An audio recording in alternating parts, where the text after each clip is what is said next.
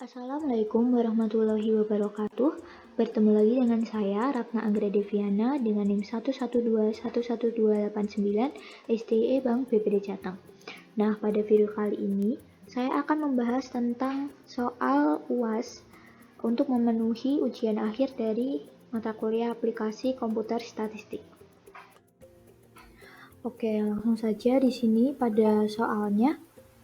Yang pertama, PT Cerutu di Kudus, Jawa Tengah sedang mempertimbangkan peluncuran dua jenis rokok, yaitu kretek dan sigaret. Perusahaan dapat meluncurkan kedua produk, hanya salah satu atau tidak jadi memproduksi keduanya. Keberhasilan peluncuran kedua produk tergantung pada situasi perekonomian dan juga reaksi konsumen rokok di Jawa Tengah. Reaksi konsumen dapat dikelompokkan menjadi 3 bagian, yaitu memuaskan atau A dengan peluang 0,3, cukup memuaskan atau B dengan peluang 0,5 dan tidak memuaskan atau C dengan peluang 0,20. Prediksi penjualan atau prediksi perusahaan dalam jutaan berdasarkan pada 3 kondisi adalah sebagai berikut. Di sini ada 4 keputusan. Yang pertama yaitu tidak jadi memproduksi, nilai A-nya 0, B-nya 0, dan C-nya 0. Kemudian keputusan yang kedua yaitu memproduksi kretek, nilai A-nya 150, B-nya 90, dan C 55. Keputusan yang ketiga yaitu memproduksi sigaret, nilai A-nya 130, B-nya 85, dan C sebesar 55. Dan yang terakhir, keputusan untuk memproduksi kretek dan juga sigaret, nilai A-nya 250, B-nya 135, dan C 65. Kemudian kita diminta untuk yang pertama menghitung nilai EV dari setiap keputusan dan mana yang terbaik, dan yang kedua yaitu menghitung nilai EV dengan informasi yang sempurna serta berapa nilai informasinya. Langsung saja di sini saya sudah membuat tabel-tabel di Microsoft Excel. Di sini bisa kalian lihat sendiri ya teman-teman. Di sini saya sudah pindahkan tabel dari soal tadi ke Excel di sini. Bisa kalian sendiri, di sini ada tabel prediksi perusahaan dalam jutaannya. Dan di sini pada kolom A, B maupun C sudah saya tambahkan dengan nilai probabilitasnya masing-masing. Kemudian langsung saja pada soal yang pertama kita diminta untuk menghitung nilai EV dari setiap keputusan dan mana yang terbaik. Di sini tabel di sini saya kopikan lagi. Kita kopikan lagi di sini dan kita tambah dengan 2 kolom yang baru, yaitu perhitungan EV dan nilai EV.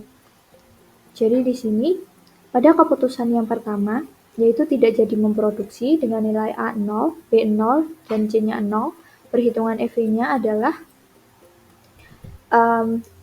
nilai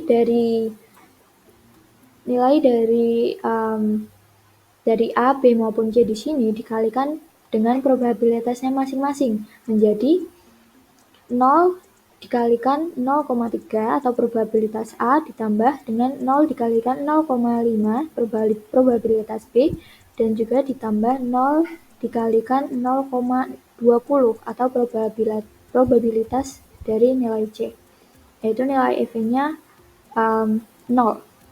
Kemudian sama dengan sebelumnya, di sini pada keputusan memproduksi kretek dengan nilai A 150, B 90, C-nya 55, perhitungannya 150 dikalikan 0 ditambah, di sini mohon maaf ya teman-teman, di sini typo, seharusnya 0,3, kemudian ditambah 90 dikalikan 0,5 ditambah 55 dikalikan 0,2 sama dengan nilai EV-nya sebesar 101. Kemudian pada keputusan yang ketiga memproduksi sigaret, nilai A-nya adalah 130, B 85, C-nya 55, perhitungan EV-nya adalah 130 dikalikan 0,3 ditambah 85 dikalikan 0,5 ditambah 55 dikalikan 0,2, nilai EV-nya sebesar 93. Kemudian keputusan yang keempat yaitu memproduksi kretek dan juga sigaret. Nilai A-nya 250, B-nya 135, dan C 65. Perhitungan EV-nya adalah 250 dikalikan 0,3 ditambah 135 dikalikan 0,5 ditambah 65 dikalikan 0,20, nilai EV-nya sebesar 156.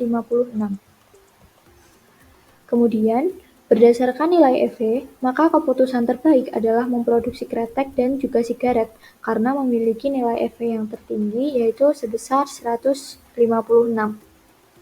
Kemudian, lanjut untuk soal yang kedua yaitu menghitung nilai EV dengan informasi yang sempurna serta beberapa nilai informasinya. Nilai EV dengan nilai atau dengan informasi yang sempurna disebut juga dengan EVPI atau Expected Value Perfect Information. Jadi dengan menggunakan informasi sempurna ini, pengambilan keputusan dapat menjamin pemilihan tindakan atau alternatif yang memberikan hasil terbesar. Nilai dari informasi juga perlu dihitung agar dapat diambil keputusan apakah perlu atau tidaknya mengeluarkan biaya untuk memperoleh informasi tersebut, atau disebut juga dengan biaya ketidakpastian.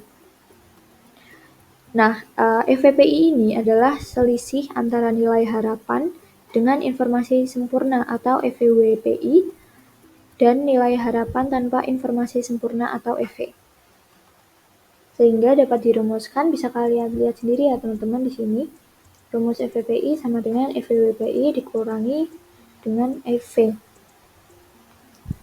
Maka penyelesaiannya itu dapat dilihat dalam tabel di sini. Dan kemudian pilih nilai dari masing-masing bagian tiap keputusan. Di sini, pada A, nilai yang terbesar adalah sebesar 250, yaitu pada keputusan nomor 4, yaitu memproduksi kretek sigaret. Begitu juga dengan B, nilai tertingginya adalah 135, yang merupakan nilai dari keputusan nomor 4 memproduksi kretek dan juga sigaret. Dan juga sama dengan C, yaitu sebesar 65 pada keputusan yang nomor 4. Kemudian, perhitungannya bisa kita lihat di sini ya teman-teman. EVWPI di sini itu merupakan nilai dari nilai maksimal dari A, B maupun C di sini dikalikan dengan probabilitasnya masing-masing.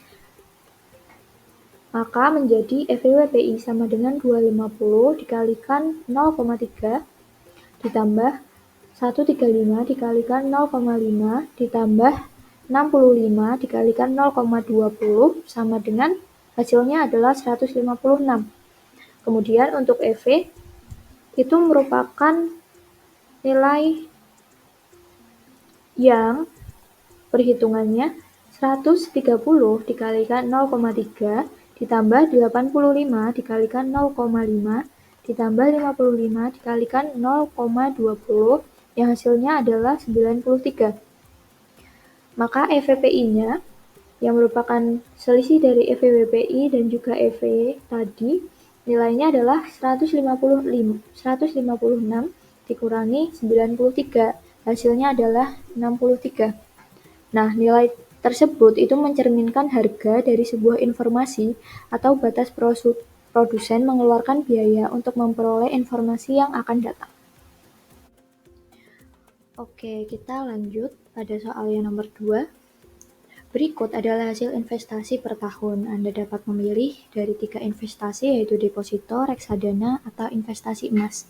Setiap investasi akan dipengaruhi oleh kondisi perekonomian, apakah perekonomian dalam krisis, normal, dan boom. Tabel selengkapnya dari hasil investasi adalah sebagai berikut.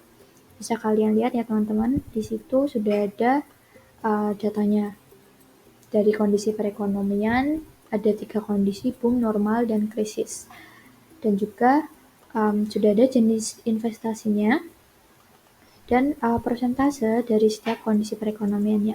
Kemudian kita diminta untuk menghitung kriteria keputusan dalam kondisi ketidakpastian untuk yang pertama adalah kriteria Laplace, kemudian kriteria Maximin, yang ketiga adalah kriteria Maximax, yang keempat adalah kriteria Hurwitz dengan koefisien optimisme 0,6 dan yang terakhir adalah kriteria minimax recrete. Langsung saja di sini bisa kalian lihat di sini saya sudah ada tabel yang sama ya teman-teman, seperti yang di soal. Kemudian langsung saja pada soal yang pertama. Di sini kita diminta untuk menghitung pada kriteria Laplace.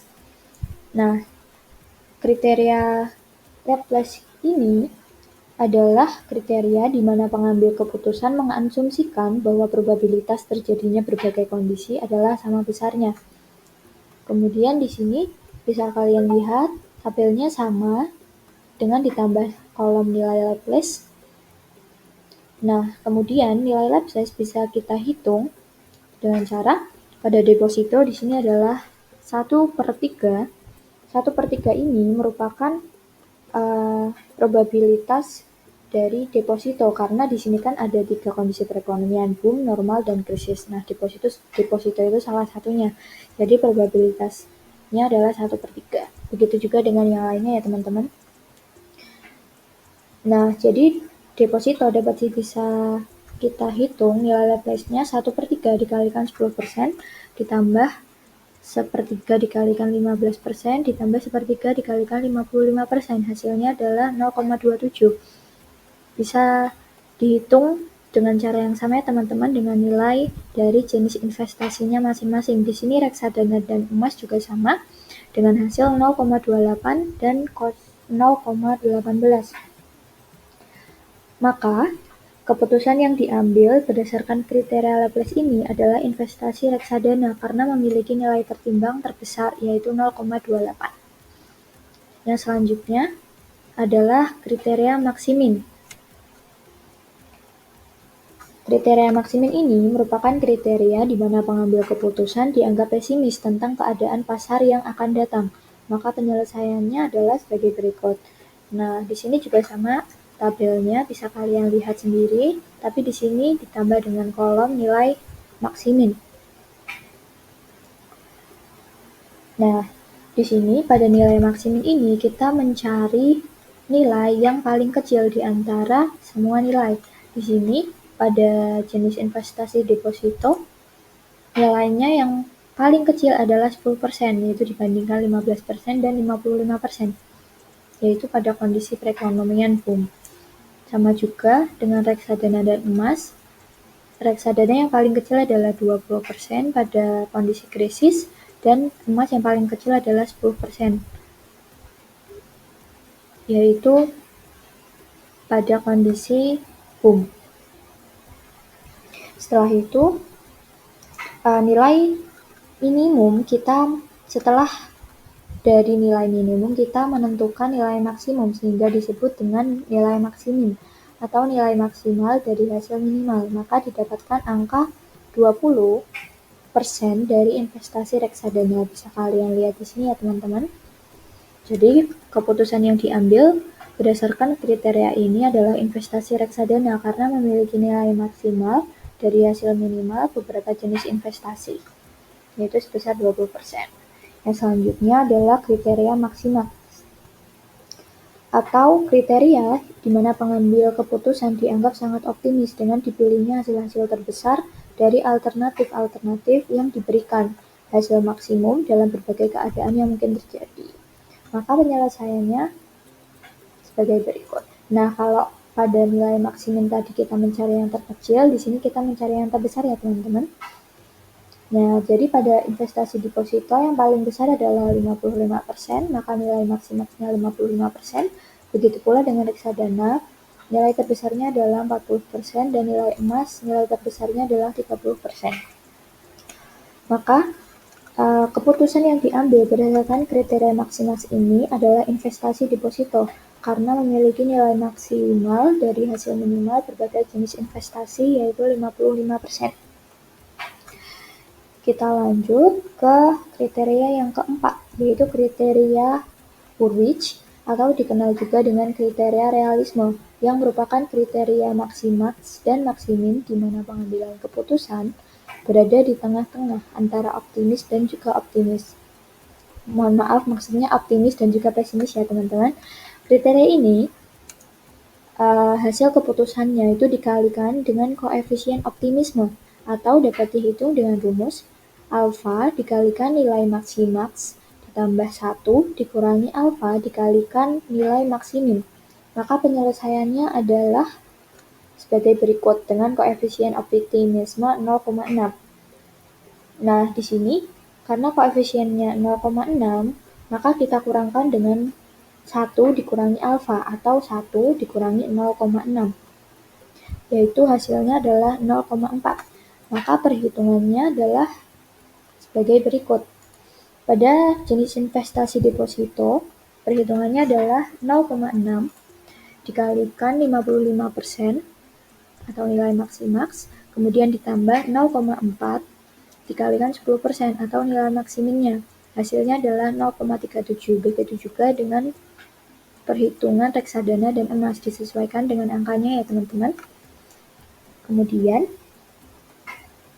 dari hasil tersebut kita tentukan nilai terbesarnya, maka didapatkan angka 0,37 pada investasi deposito. Jadi keputusan yang diambil berdasarkan kriteria ini adalah investasi deposito sebesar 0,37. Kemudian kita lanjut pada kriteria yang terakhir, yaitu kriteria minimax regret, yang artinya mencari nilai terbesar dari setiap kondisi dikurangkan dengan nilai lainnya dengan nilai masing-masing. Maka, bisa kalian lihat sendiri di sini pada tabel ya teman-teman. Di sini ada 2 tabel tentang kondisi perekonomian. Ini tabel yang dari soal dan ini merupakan tabel dari pengurangan setiap kondisi. Maksudnya bagaimana? Bisa kita lihat di sini. Pada tabel ini kondisi perekonomiannya nilai yang terbesar adalah atau nilai maksimumnya adalah 55%. Kemudian di sini pada kondisi perekonomian yang kedua di sini pada boom didapat 45% merupakan hasil dari pengurangan 55% dikurangi dengan 10% atau nilai boom pada tabel di sini ya teman-teman. Di sini 45%. Kemudian pada kondisi normal di sini hasil pengurangan dari 55% dikurangi 15% yaitu 40%. Dan kondisi krisis itu 0% karena 55% dikurangi 55%. Begitu juga dengan selanjutnya yang teman-teman pada reksadana dan juga emas. Kemudian dari perhitungan tadi, selanjutnya kita mencari nilai maksimal dari setiap kondisi, maka didapatkan nilai 40% untuk investasi deposito, kemudian 20% untuk investasi reksadana dan juga emas. Di sini sama ya teman-teman, reksadana dan juga emas. Kemudian kita cari nilai terkecilnya yaitu 20% pada investasi reksadana dan juga emas. Jadi keputusan yang diambil berdasarkan kriteria ini adalah investasi reksadana dan juga emas.